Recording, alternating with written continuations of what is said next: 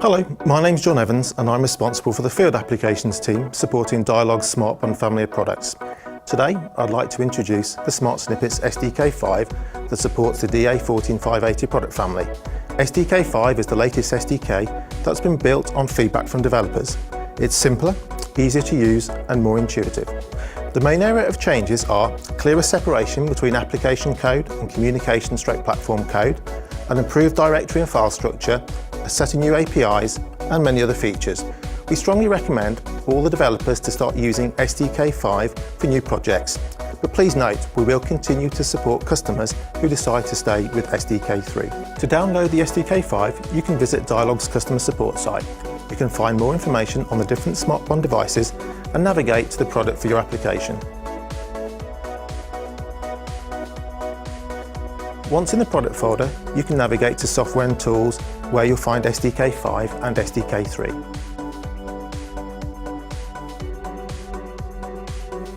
Again, we recommend to use SDK 5 for your application design. Next to the SDK 5 software package, there's also the release notes and supported features. You will find the delta from release to release. Before we dive into the SDK 5, it's recommended to download two SDK documents, UM-B-50 and UM-B-51. Personally, I would start reading UM-B-51 from chapters 1 to chapter 4. After reading these chapters, you'll have a very good understanding of BLE and Dialog's software platform.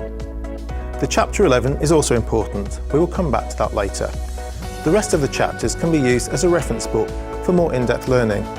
UM-B-50 is a more hands-on document. It will help you to get your hardware and software environment running and enable you to understand several SDK examples. Now we open the downloaded SDK folder.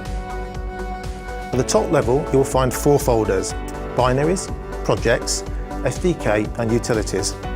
Binaries directory holds the executable binaries of the PC applications stored in the host apps directory, as well as the binary file of the production test tool firmware.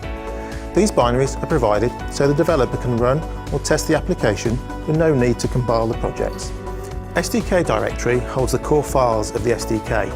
Developers do not need to modify the content in this folder since it's more stack and low-level related and are not directly exposed to custom applications.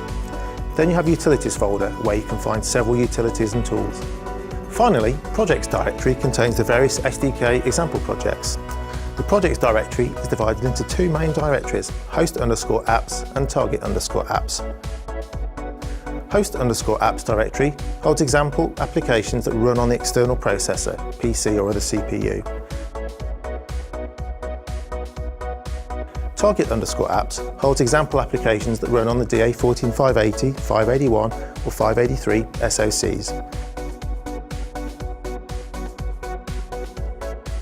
Each project directory contains KILE4 and KILE5 project files, along with a specific project source code and configuration files. Let's take the BLE app barebone project in the BLE examples folder as an example. You can open projects with KILE4 or 5, depending on your development setup. If you open the project with KILE5, you'll see the project tree on the left-hand side. There's a clear separation between the SDK domain, that starts with SDK, and the user domain, that starts with user. The SDK domain contains stack and Dialog-specific configurations. We do not expect customers need to modify this content. Instead, developers can focus on the user domain, where you can develop your complete application. Chapter 11 of the software platform reference has a detailed description of the folder structure. I would recommend to spend a bit of time reading through it. Thanks for your time. That concludes our introduction to SDK 5. I hope you enjoy developing with it, and for any more information, please visit the Dialog support site.